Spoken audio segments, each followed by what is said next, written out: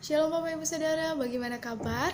Saya percaya bahwa Bapak Ibu dan Saudara semua dalam perlindungan Tuhan, amin. Saat ini kita bersyukur kepada Tuhan diberikan kesempatan untuk saya dan Bapak Ibu Saudara untuk bisa menikmati saat ini, untuk bisa merenungkan sebagian dari kebenaran firman Tuhan.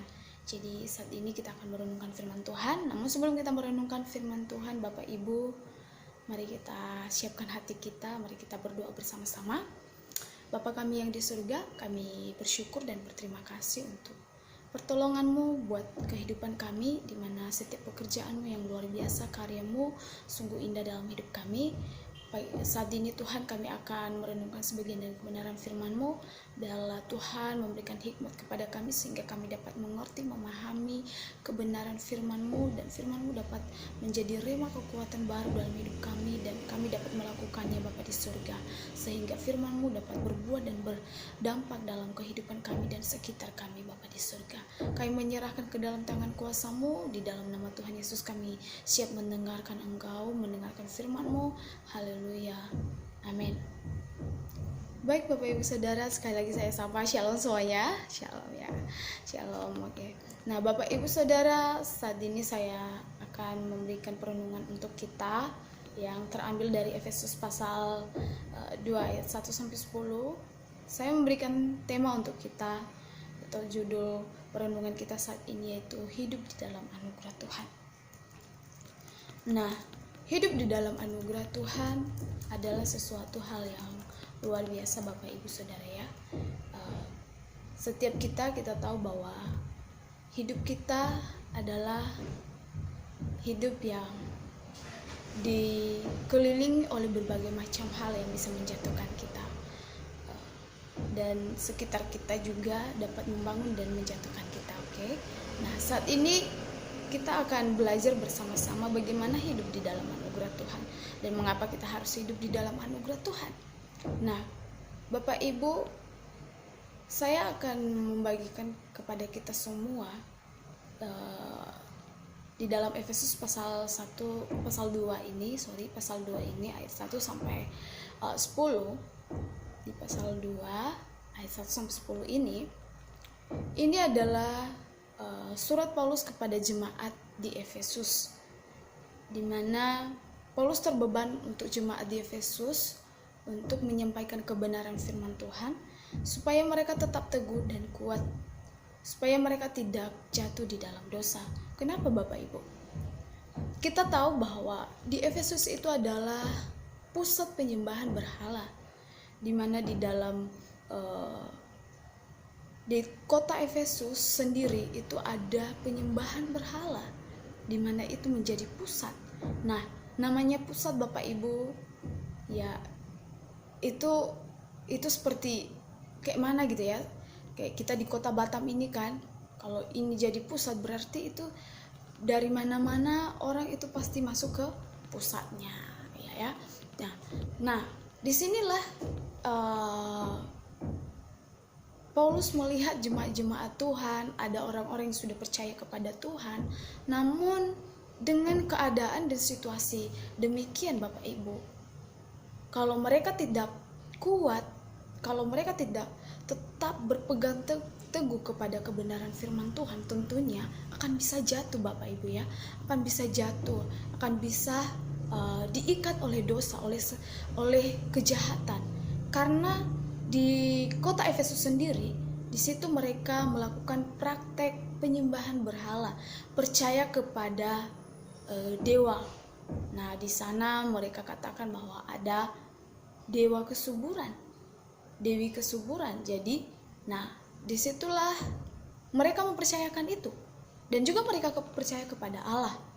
Tetapi oleh karena kepercayaan mereka kepada dewa, kepada dewa-dewi yang ada di Efesus itu, disitulah hati Paulus terbeban bahwa mereka butuh pertolongan dan mereka harus dikuatkan melalui apa? Melalui pemberitaan Injil. Ketika mereka sudah percaya kepada Tuhan, kita harus tetap teguh memegang kebenaran itu supaya kita jangan jatuh. Apapun yang menggoyahkan di sekitar kita, ketika kita sudah percaya kepada Tuhan, tetaplah berpegang teguh. kepada kebenarannya. Amin. Bapak Ibu, karena di Efesus ini menjadi satu beban kepada Paulus, karena sudah ada orang-orang yang sudah percaya kepada Tuhan. Namun dengan ada praktek ini, mereka bisa jatuh. Mereka tidak kokoh kalau tidak terus disampaikan kebenaran firman Tuhan. Mereka diberikan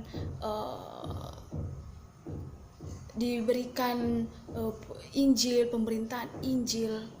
Nah, disinilah Paulus punya kerinduan supaya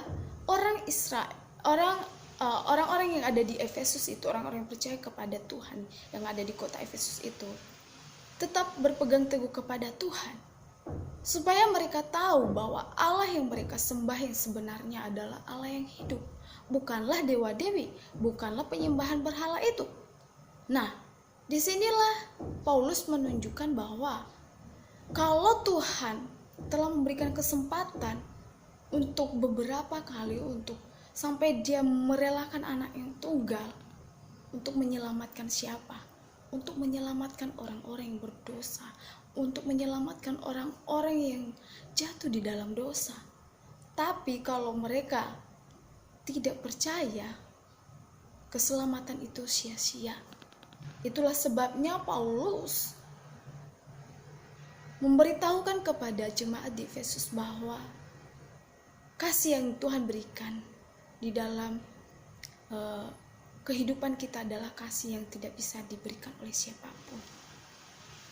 Di sini Paulus sedang menunjukkan bahwa apa yang diberikan Allah itu, apa yang diizinkan Allah dalam hidup kita itu adalah tidak bisa diberikan oleh siapapun, tidak bisa dibeli, Bapak Ibu Saudara ya.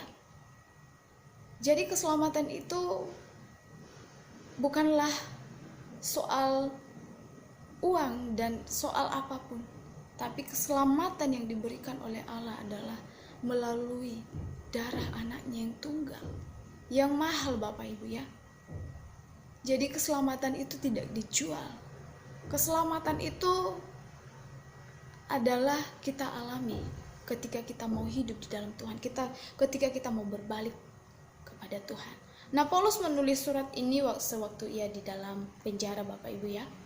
Dia di dalam penjara dan dia melihat jemaat yang ada di Efesus itu sedang dalam kesusahan, sedang dalam pergumulan oleh karena situasi yang ada. Siapa yang tidak jatuh, Bapak Ibu? Kalau di sekitar kita pun berbagai macam hal yang bisa mengalihkan keinginan kita, mengalihkan pikiran kita, sehingga kita bisa jatuh.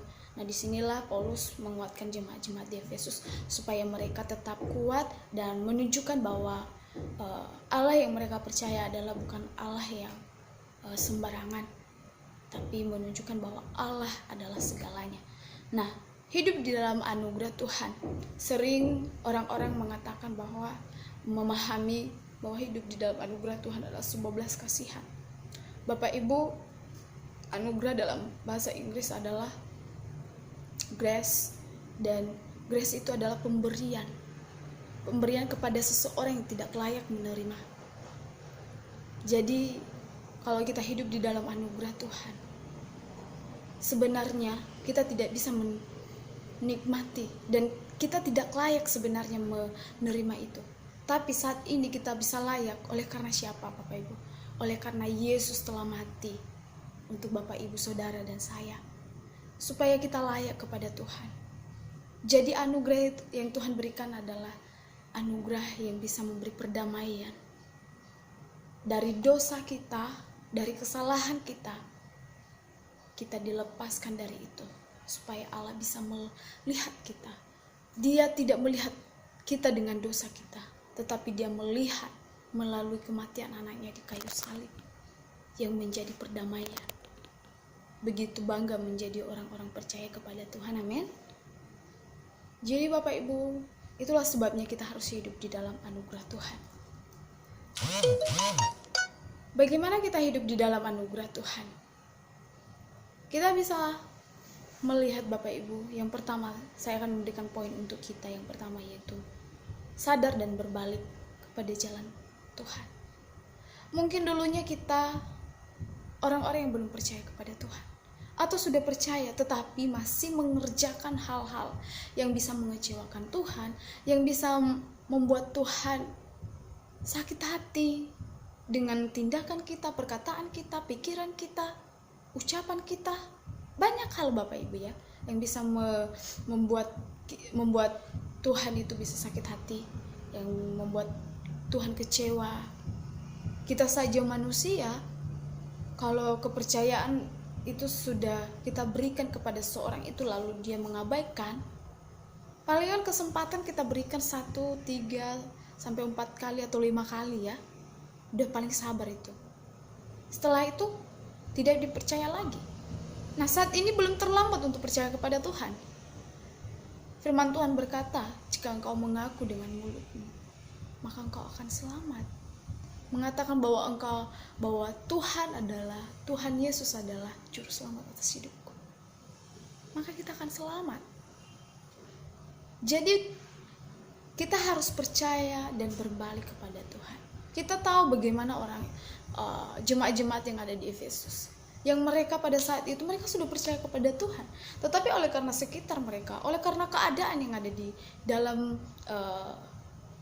tempat di mana mereka ada, itu bisa menjatuhkan mereka, itu bisa mengalihkan pemikiran mereka sehingga mereka bisa jatuh di dalam dosa. Dan ada juga yang belum percaya. Nah, saat ini apa yang menjadi sesuatu hambatan untuk kita menjauh dari Tuhan? Berbagai macam hal Bapak Ibu. Mungkin kita sedang memikirkan masa depan kita, keluarga, anak-anak, sekolah, pekerjaan, atau apapun. Itu bisa menjauhkan kita dari Tuhan. Karena ketika kita sudah berdoa, tapi kita tidak sabar untuk menunggu jawaban dari Tuhan, terkadang kita mengalihkan pemikiran kita, iya bukan? Tapi saat ini mari kita datang kepada Tuhan. Belum terlambat. Semua orang di dunia ini telah jatuh di dalam dosa. Tapi dosa itu sudah ditebus oleh Tuhan. Itulah saat ini Ia sedang menunjukkan bahwa anak yang tunggal pun, yang paling berharga pun, Dia akan berikan untuk siapa? Untuk keselamatan kita. Dia menjadikan anaknya menjadi perdamaian. Jadi pada hari ini, marilah kita hidup di dalam anugerah Tuhan. Dengan cara yang pertama, berbalik kepada Tuhan.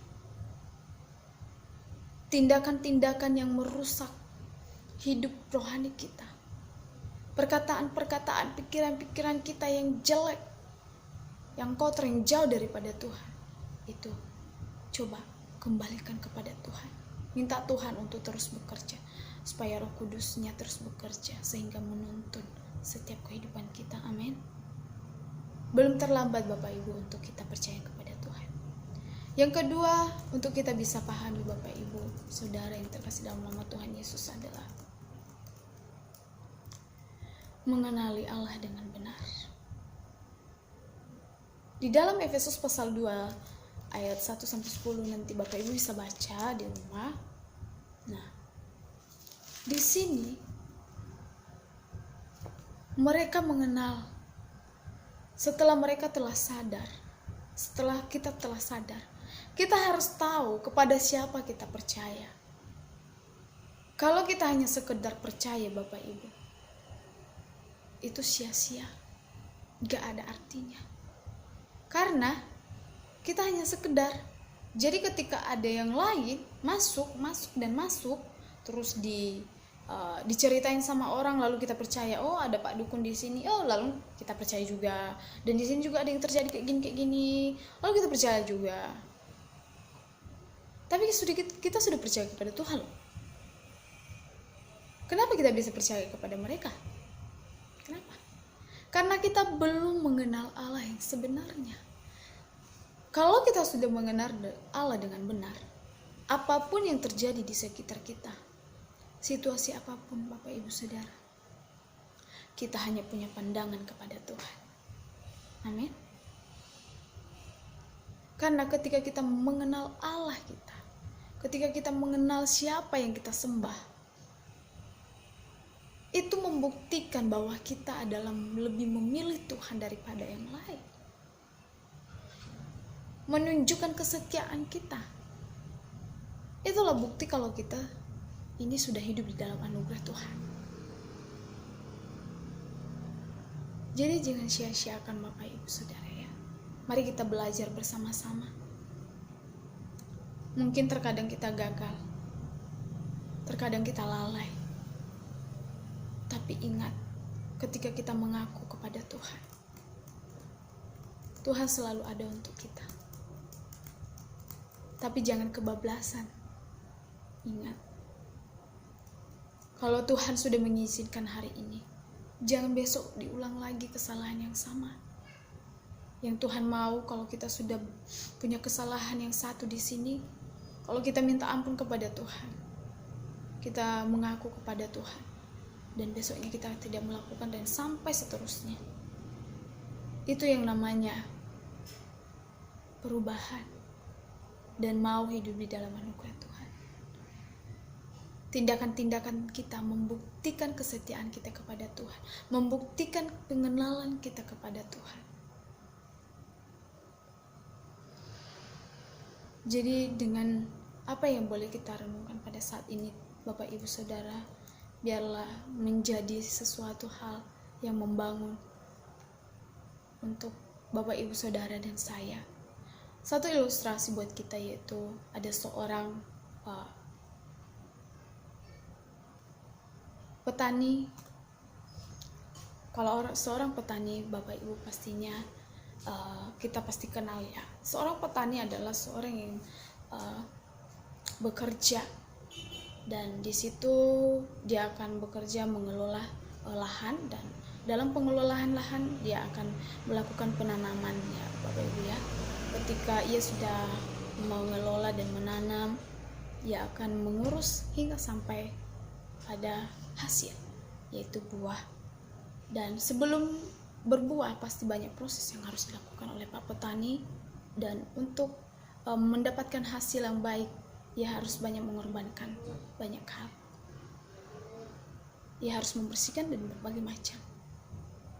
Demikian juga dalam hidup kita. Tuhan adalah digambarkan sebagai petani, dan tanaman adalah digambarkan sebagai diri kita. Dan rumput-rumput yang ada adalah digambarkan oleh keadaan kita Bapak Ibu Saudara ya. Tuhan telah memberikan pengorbanan untuk kita. Tuhan telah menawarkan keselamatan untuk kita. Tapi kita tidak punya respon untuk menerima itu. Kita lebih memilih mengikuti sekitar kita. Tapi selain itu juga kita percaya kepada Tuhan. Kita menerima keselamatan itu. Kalau kita tidak kuat dengan situasi dan keadaan kita bisa goyah dan jatuh. Itulah sebabnya, mari berikan hasil yang terbaik. Saya dan Bapak Ibu Saudara semua adalah orang-orang yang Tuhan pakai untuk menjadi orang-orang yang berhasil, untuk menjadi orang-orang yang bisa memperoleh hidup yang kekal. Jadi belum terlambat untuk siapapun. Mari kita datang kepada Tuhan. Mari kita berbalik kepada Tuhan. Mari kita hidup di dalam anugerah Tuhan dengan dua cara Bapak Ibu, yaitu kita harus sadar dan berbalik kepada Tuhan. Dan yang kedua adalah kita mengenal Allah yang sebenarnya. Amin. Terima kasih Bapak Ibu Saudara yang terkasih dalam nama Tuhan Yesus untuk kesempatannya. Biarlah firman Tuhan saat ini boleh memberkati kita, boleh menjadi rema untuk kita. Mari kita belajar bersama-sama untuk tetap hidup di dalam anugerah Tuhan. Tidak merugikan ketika kita mau hidup di dalam kebenaran firman Tuhan, di dalam anugerah Tuhan. Tidak merugikan, tapi memberikan sesuatu hal yang luar biasa, yang tak pernah kita pikirkan, yang tak pernah kita lihat akan terjadi dalam hidup kita. Baik Bapak Ibu Saudara, saya tidak panjang lebar untuk menyampaikan kebenaran firman Tuhan pagi hari ini, saat ini. Mari kita bersatu di dalam doa. Bapa kami yang kami tinggikan, yang kami agungkan, kami bersyukur dan berterima kasih untuk segala pertolongan-Mu dalam hidup kami. Terima kasih untuk firman-Mu yang boleh mengingatkan kami untuk kami tetap hidup di dalam anugerah-Mu. Biarlah kiranya Roh Kudus-Mu terus bekerja atas kami, sehingga kami boleh Tuhan terus hidup di dalam kebenaran-Mu, menghidupi firman-Mu dalam hidup kami, dan sehingga anugerah-Mu boleh kami nikmati dalam hidup kami. Terima kasih buat pengorbanan-Mu Tuhan. Engkau Allah yang luar biasa bagi kami. Terpujilah Engkau Tuhan. Kiranya Roh Kudus-Mu terus memimpin kami ya di surga. Terpujilah nama-Mu ya Bapa. Di dalam nama Tuhan Yesus kami berdoa dan mengucap syukur. Haleluya. Amin. Terima kasih Bapak Ibu Saudara. Tuhan Yesus memberkati. Shalom.